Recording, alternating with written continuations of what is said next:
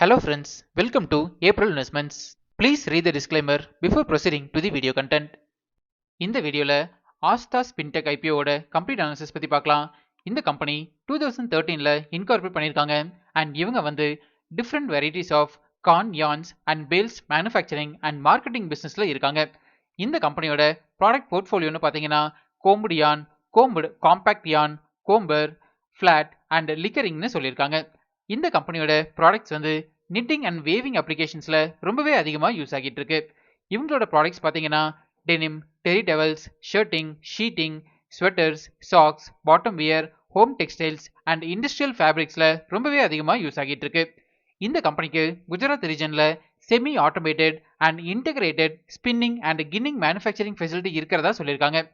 இந்த கம்பெனி கிட்ட different types of yarn products இருந்தாலும் இவங்களோட பிசினஸ் வெர்டிகல்ஸை 3 வெர்டிகல்ஸா பிரிச்சிருக்காங்க. இதுல ஃபர்ஸ்ட் வெர்டிகல் வந்து காட்டன் யார்ன், செகண்ட் வந்து காட்டன் பேல்ஸ் அண்ட் தேர்ட் பார்க்கும்போது காட்டன் யார்ன் வேஸ்ட்னு சொல்லியிருக்காங்க. லாஸ்ட் டிசம்பர்ல பார்க்கும்போது இந்த கம்பெனில 205 எம்ப்ளாயீஸ் ஒர்க் பண்ணிட்டு இருக்காங்க. இந்த கம்பெனியோட கஸ்டமர் பேஸ் பார்த்தீங்கன்னாலும் இயர் கேட்டகரியில ஸ்ட்ராங்கா டெவலப் ஆகிட்டு இருக்கு. இது வந்து இந்த கம்பெனிக்கு பாசிட்டிவான அப்டேட்டா நான் பார்க்குறேன். Next product wise business revenue பத்தி பார்க்கலாம். மேனுஃபேக்சரிங் ப்ராடக்ட்ஸ்ல இருந்து தான் இந்த கம்பெனிக்கு மோர் தென் 85% ஆஃப் ரெவன்யூஸ் வந்துட்டு இருக்கு. காட்டன் யார்ன் ப்ராடக்ட்ஸ்ல இருந்து 48.47% ஆஃப் ரெவன்யூஸ் ஃபினான்ஷியல் இயர் 25ல வந்திருக்கு. அண்ட் காட்டன் பேல்ஸ்ல பாத்தீங்கன்னா 33.55% ஆஃப் ரெவன்யூஸ் வந்திருக்கு. இதுவே சேல் ஆஃப் ப்ராடக்ட்ஸ்ல பார்க்கும்போது காட்டன் யார்ன்ல இருந்து மட்டும் 5% ரெவன்யூஸ் தான் வந்திருக்கு. அண்ட் சேல் ஆஃப் காட்டன் வேஸ்ட்ல பாத்தீங்கன்னாலும் சிங்கிள் டிஜிட் ரெவன்யூஸ் தான் ஜெனரேட் ஆகிட்டு இருக்கு. ஓவரால் இந்த கம்பெனியோட பிசினஸ் போர்ட்ஃபோலியோ வந்து ஸ்ட்ராங்கா டெவலப் ஆகிட்டு இருக்கு. நெக்ஸ்ட் இந்த கம்பெனியோட ஃபினான்ஷியல் இன்ஃபர்மேஷன் பத்தி பார்க்கலாம்.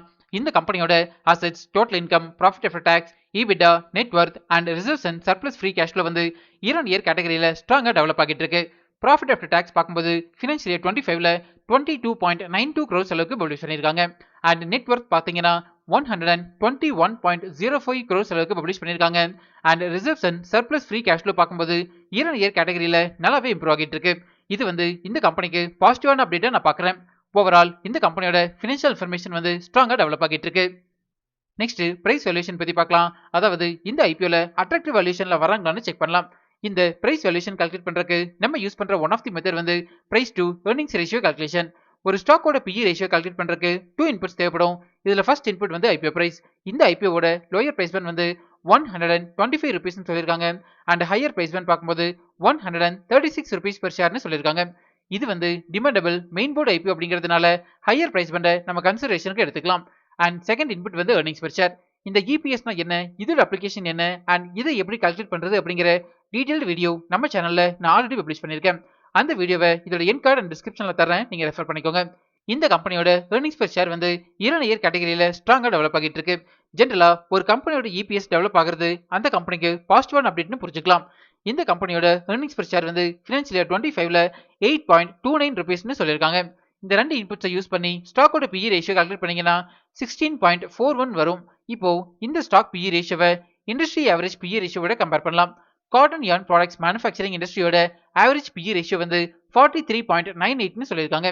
இண்டஸ்ட்ரி ஆவரேஜ் PE ரேஷியோட கம்பேர் பண்ணும்போது ஸ்டாக் PE ரேஷியோ வந்து ரொம்பவே கம்மியா இருக்கு. இந்த ரீசன்னால அட்ராக்டிவ் வேல்யூஷன்ல வராங்கன்னு புரிஞ்சுக்கலாம். நெக்ஸ்ட் ஃபண்டமெண்டல் பாராமீட்டர்ஸ் பத்தி பார்க்கலாம். இந்த கம்பெனியோட ரெவன்யூ ஃப்ரம் ஆபரேஷன்ஸ் வந்து இயர் கேட்டகரியில ஸ்ட்ராங்கா டெவலப் ஆகிட்டு இருக்கு.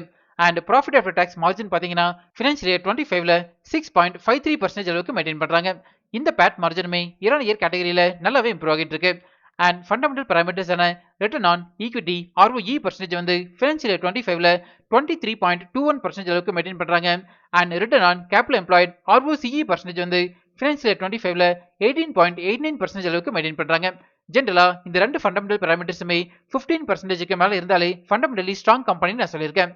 And dept to equity ratio வந்து ஃபினான்ஷியல் இயர் 25ல 0.79 டைம்ஸ் அளவுக்கு மெயின்டைன் பண்றாங்க. ஜென்ரலா டெப்ட் டு ஈக்விட்டி ரேஷியோ வந்து 1 ஆர் 1க்கு கீழே இருந்ததுன்னா ஃபண்டமெண்டலி ஸ்ட்ராங் கம்பெனி நான் சொல்லியிருக்கேன். ஸோ இந்த கம்பெனியோட ஃபண்டமெண்டல் பாராமீட்டர்ஸ் வந்து ஸ்ட்ராங்கா டெவலப் ஆகிட்டு இருக்கு. நெக்ஸ்ட் டிவிடெண்ட் பத்தி பார்க்கலாம். இது வரைக்கும் இந்த கம்பெனி எந்த ஒரு டிவிடெண்டுமே கொடுத்ததில்ல. நெக்ஸ்ட் பியர் அனாலிசிஸ் பத்தி பார்க்கலாம். காட்டன் yarn ப்ராடக்ட்ஸ் மேனுஃபேக்சரிங் பண்றதுல இந்த கம்பெனிக்கு லிஸ்டட் பியர்ஸ்னு பார்க்கும்போது Ambika cotton mills, Lagnam Spintex limited and Pashupati Cotspin limited இவங்களோட லிஸ்டட் பியர்ஸ் கூட கம்பேர் பண்ணும்போது ரெவன்யூ ஃப்ரம் ஆபரேஷன்ஸ்ல இந்த கம்பெனி சின்ன கம்பெனியாக இருக்காங்க. பட் ஃபண்டமெண்டல் பாராமீட்டர்ஸ்ல நியூட்ரல் அட்வான்டேஜ் மெயின்டைன் பண்றாங்க. நெக்ஸ்ட் இண்டஸ்ட்ரியல் அனாலிசிஸ் பத்தி பார்க்கலாம். காட்டன் ப்ராடக்ட்ஸோட ரெக்யர்மெண்ட் வந்து இயர் இயர் கேட்டகரியில ஸ்ட்ராங்கா டெவலப் ஆகிட்டு இருக்கு. அதுலயும் இந்த கம்பெனி மேனுஃபேக்சர் பண்ற காட்டன் yarn ப்ராடக்ட்ஸோட எக்ஸ்போர்ட் பெர்ஃபார்மன்ஸ் வந்து ஃபினான்ஷியல் இயர் 2030யோட ஃபோர்காஸ்ட் படி பார்க்கும்போது இம்ப்ரூவ் ஆகிறதுக்கான பொட்டன்ஷியல் இருக்கிறதா சொல்லியிருக்காங்க. இது வந்து இந்த கம்பெனிக்கு பாசிட்டிவான அப்டேட்டை நான் பார்க்குறேன். நெக்ஸ்ட் ரிஸ்க் ஃபேக்டர்ஸ் பத்தி பார்க்கலாம். நம்ம டெலிகிராம் சேனலோட டிஸ்கிரிப்ஷன் வந்து இப்படிதான் மென்ஷன் ஆகிருக்கும். கரண்டா நம்ம டெலிகிராம் சேனல்ல 7416 சப்ஸ்கிரைபர்ஸ் இருக்காங்க. இன்கேஸ் நீங்க ஃபேக் டெலிகிராம் சேனல்ல ஜாயின் பண்ணிருந்தீங்கன்னா அதுல இருந்து எக்ஸிட் பண்ணிக்கோங்க. இந்த சப்ஸ்கிரைபர்ஸ் கவுண்டை நான் டெய்லி பேசிஸ்ல அப்டேட் பண்ணிட்டே இருப்பேன். நீங்க ரெஃபர் பண்ணிக்கோங்க. நான் அனலைஸ் பண்ண வரைக்கும் இந்த கம்பெனில 2 இம்பார்ட்டன்ட் ரிஸ்க் ஃபேக்டர்ஸ் இருக்கு. இதுல ஃபர்ஸ்ட் ரிஸ்க் ஃபேக்டர் வந்து இந்த கம்பெனிக்கு ஸ்ட்ராங்கான பிராண்ட் நெட்வொர்க் இருந்தாலும் குஜராத் ரீஜன்ல இந்த கம்பெனியோட ப்ராடக்ட்ஸை ஒரே ஒரு ரீசேலர் மட்டும்தான் மோர் தென் 75% ஆஃப் ரெவன்யூஸை கொடுத்துட்டு இருக்காங்க. இன்கேஸ் இந்த 7Cs இம்பெக்ஸ் அப்படிங்கிற ரீசேலர் கூட இருக்கிற லாங் டேர்ம் அக்ரிமெண்ட் பிரேக் ஆச்சுன்னா அது வந்து இந்த கம்பெனியோட ரெவன்யூவை டைரக்டாவே இம்பாக்ட் பண்ணணும்னு புரிஞ்சுக்கலாம். அண்ட் செகண்ட் ரிஸ்க் ஃபேக்டர் வந்து இந்த cotton yarn products manufacturing business வந்து ரொம்பவே ஹை காம்படிஷன் பிசினஸா மாறிட்டு இருக்கு. இந்த ரீசன்னால தான் இந்த கம்பெனியோட பேட் மார்ஜினுமே ரொம்பவே கம்மியா இருக்கு. அண்ட் இன்னுமே இந்த மார்ஜின் கம்மியாகிறதுக்கான சான்சஸ் அதிகமா இருக்குதுன்னு புரிஞ்சுக்கலாம். Next objects of the offer பத்தி பார்க்கலாம். இந்த ஐபிஎல் இருந்து ஜெனரேட் ஆகிற ஃபண்ட்ஸை ஃபால்கன் yarns பிரைவேட் லிமிடெட் கம்பெனியை அக்விசிஷன் பண்றதுக்கு யூஸ் பண்ண போறதா சொல்லியிருக்காங்க. நெக்ஸ்ட் ஐபிஓ டீல்ஸ் பத்தி பார்க்கலாம். இந்த ஐபிஓ வந்து 29th ஜூன் சப்ஸ்கிரிப்ஷனுக்கு ஓபன் ஆகுது அண்ட் ஜூலை 1 க்ளோஸ் ஆகுது. Face value 10 rupees per share and ஒரு லாட்டுக்கு 110 ஷேர்ஸ் வரைக்கும் நீங்க அப்ளை பண்ணலாம். இந்த ஐபிஓட டோட்டல் ஷேர் சைஸ் வந்து 170 crores சொல்லியிருக்காங்க. அண்ட் இது வந்து கம்ப்ளீட்டாவே ஃப்ரெஷ் இஷ்யூ தான். நெக்ஸ்ட் இம்பார்ட்டன்ட் டைம்லைன் பத்தி பார்க்கலாம். இந்த ஐபிஓட அலாட்மெண்ட் வந்து ஜூலை 2 நமக்கு தெரிஞ்சிடும். நம்ம April announcements Telegram and Instagram சேனல்ல நான் லிங்க் அப்டேட் பண்றேன். நீங்க ரெஃபர் பண்ணிக்கோங்க. இந்த ஐபிஓட லிஸ்டிங் டேட் வந்து July 6. Next pre issue share holding பத்தி பார்க்கலாம். கரண்டா 74.23% அளவுக்கு ஷேர்ஸ் ஹோல்ட் பண்றாங்க. அண்ட் போஸ்ட் இஷ்யூ ஷேர் ஹோல்டிங்கை பத்தி எந்த ஒரு அப்டேட்டுமே கொடுக்கல. ஃபைனலா ஆஸ்தா ஸ்பின்டெக்ஸ் ஐபிஓட ஏப்ரல் அனௌன்ஸ்மெண்ட்ஸ் ரிப்போர்ட் கார்டு பத்தி பார்க்கலாம். கம்பெனி போர்ட்ஃபோலியோக்கு நியூட்ரல் ரேட்டிங் கொடுத்திருக்கேன். ஃபினான்ஷியல் ரிசல்ட்ஸ், ஃபண்டமெண்டல்ஸ், பிரைஸ் வேல்யூஷனுக்கு பாசிட்டிவ் ரேட்டிங், பியர் கம்பேரிசனுக்கு நியூட்ரல், இஷ்யூ டைப் வந்து கம்ப்ளீட்டாவே ஃப்ரெஷ் இஷ்யூவா இருக்கிறதுனால பாசிட்டிவ் ரேட்டிங் கொடுத்திருக்கேன். அண்ட் பிசினஸ் ரிஸ்க் ஃபேக்டர்ஸுக்கு நியூட்ரல் ரேட்டிங் கொடுத்திருக்கேன். கரண்டா இந்த ஐபிஓ வந்து 5 rupees பாசிட்டிவ் ஜிஎம்பியில் ட்ரேட் ஆகிட்டு இருக்கு. அதாவது அரௌண்ட் 3.68% அளவுக்கு லிஸ்டிங் கெயின் கொடுக்கறதுக்கான சான்சஸ் அதிகமாகவே இருக்கு. பட் இந்த ஜிஎம்பி வேல்யூ வந்து நிஃப்டி 50யோட ஃபிளக்சுவேஷன்ஸ்க்கு ஏற்ற மாதிரி மாடிஃபை ஆகிட்டு இருக்குன்னு புரிஞ்சுக்கலாம்.